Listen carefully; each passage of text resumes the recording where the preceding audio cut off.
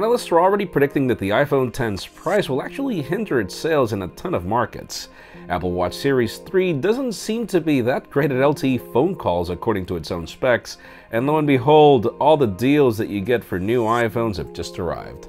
I'm Jaime Rivera, and for all the news of iPhones yesterday, believe it or not, there are a ton of things that Apple didn't really want you to know, and that silently happened, so let's go through that. This is Pocketnow Daily.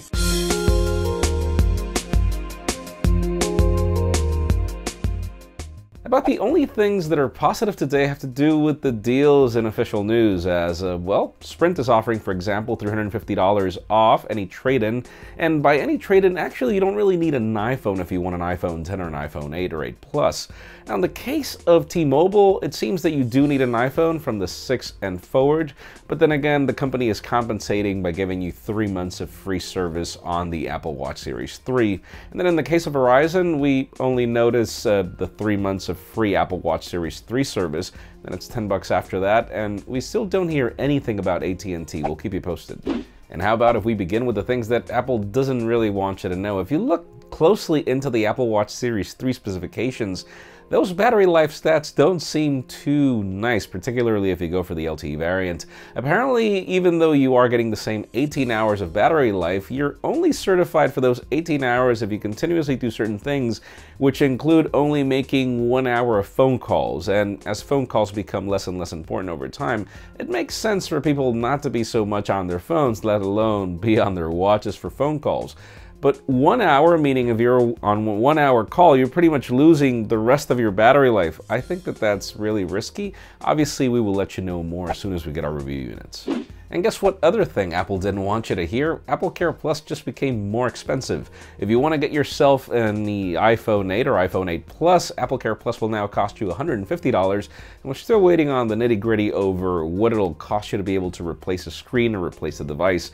Now, in the case of the iPhone 10, oh my God, believe it or not, $200. $200 for Apple Plus, and again, we also need to get more details on how much it'll cost you to replace a display or whatever.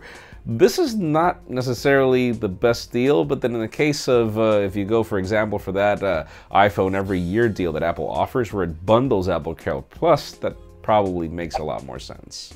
But wait, there's more. In the case of the iPhone 7 and iPhone 7 Plus, which still remain in the market, believe it or not, the red iPhones are not available anymore. For those of you that were lucky enough to get these phones, that was it. You no longer can get these devices. And if you wanted to get yourself an iPad Pro, I would highly suggest you think twice, as they got $50 more expensive in the case of the 256 and 512 gigabyte storage variants. Not that I feel that you need that much storage, but yeah, $50 more for iPads in the case of iPads that don't really sell that well over time, but anyways. And finally, the most interesting news today have to do with analyst predictions over the iPhone 10. You know that iPhones haven't really broken records ever since the iPhone 6. The devices have actually sold less and less over time. And for those of you that thought that these devices were really the ones that were going to bring Apple back into its selling limelight, apparently they won't. It seems that the price tag alone of the iPhone 10 will make this device crazy in the case of certain markets like China and others. I mean, I was even reading your comments yesterday over how much the iPhone 10 is going to cost in your specific countries. And yes, it is just insane. It is just crazy. And apparently that alone is going to be the factor that's going to kill the iPhone 10. Up to the point where, yeah, I don't think there's ever been a case where a smartphone costs $1,000 that's not one of those luxury devices that's not really even worth it. But it leads me to the question today. I mean, do you believe that the iPhone 10 is hot enough to cost $1,000, or do you believe it's not? In my case, as I said yesterday, because certain phablets are costing close to that, it makes sense for Apple to price it that way, but I'm not saying that it's a reasonable price.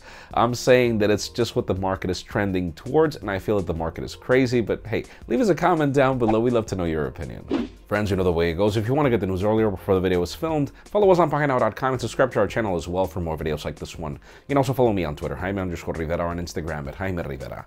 Please give this video a thumbs up if you like what you saw. I am Jaime Rivera. Thanks so much for watching. We'll see you tomorrow, 9 p.m. Eastern.